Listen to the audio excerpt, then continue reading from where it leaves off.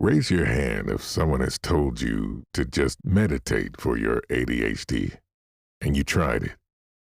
And you sat there for 3 minutes, thought about 17 different things, checked your phone, felt guilty, and concluded that mindfulness just isn't for you.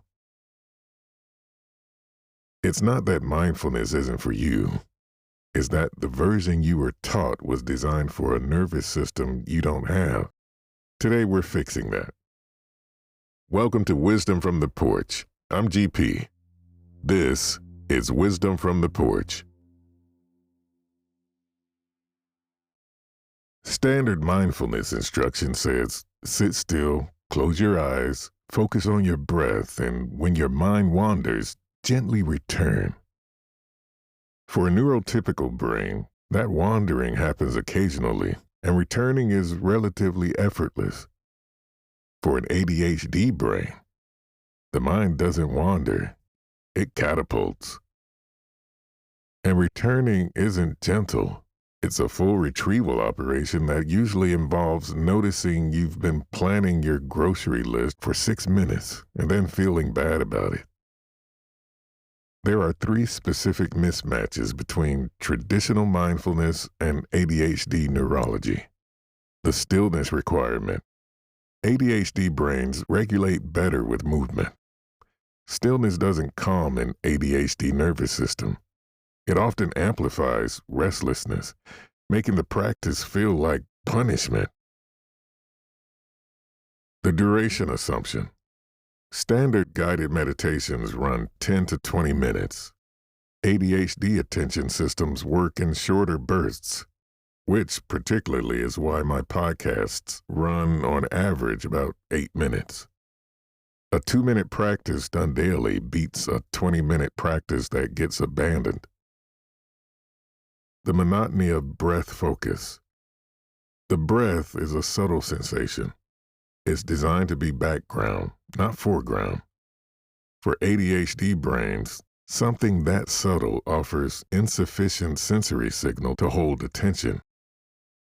You need something more concrete to anchor to.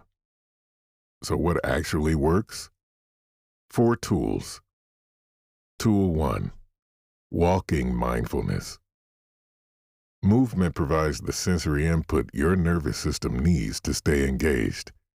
Walking mindfulness means walking at any pace, outside is best, and anchoring your attention to physical sensation.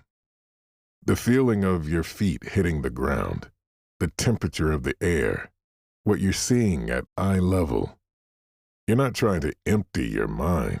You're giving it a moving focal point instead of a static one. 5 minutes, no goal, no counting, just move and notice. This is mindfulness that works with ADHD physiology instead of against it. Tool 2, the 60-second check-in. 1 minute, set a phone alarm, same time every day if possible, or triggered by a recurring event like making coffee or sitting in your car before going inside. When the alarm fires, you do 3 things. Name what you're feeling physically. Name what emotion is present. Take 1 slow breath. Done. 60 seconds. What this builds over time is interoceptive awareness, the ability to notice your own internal state before it's at crisis volume. Most ADHD adults miss early emotional and physical signals because they're not practiced at noticing subtlety.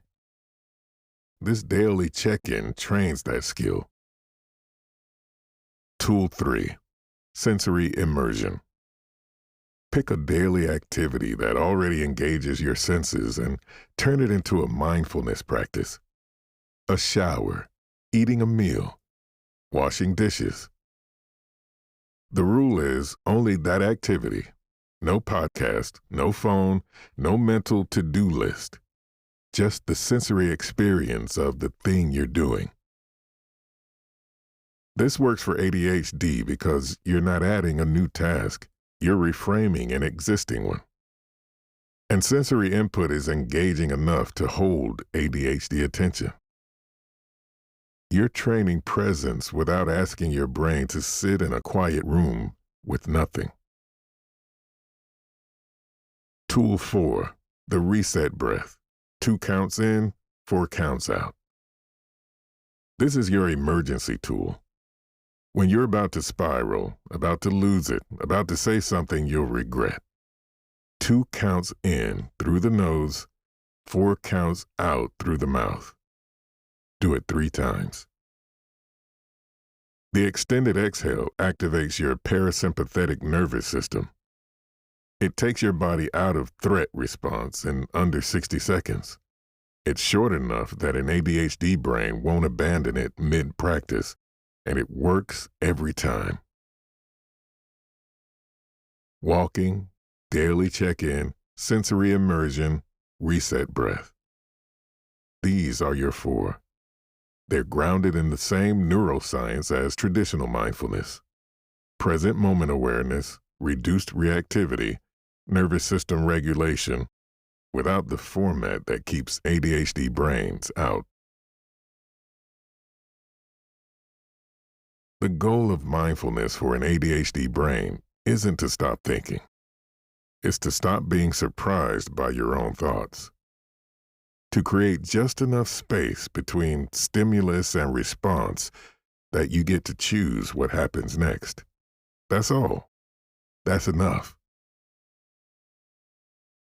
Your one next step? Set a 1-minute alarm for tomorrow morning and do the check-in. Name what you feel, name what emotion is present, and breathe. That's your practice this week. Monday, we're talking ADHD and relationships. Rejection sensitivity, emotional flooding, and the communication tools that actually help. Don't miss it. If this helped even a little, you can follow the show, so these conversations are here when you need them. And as always, thank you to Cloud Microphones for supporting these conversations. This has been Wisdom from the Porch. I'm GP. You're always welcome on the porch.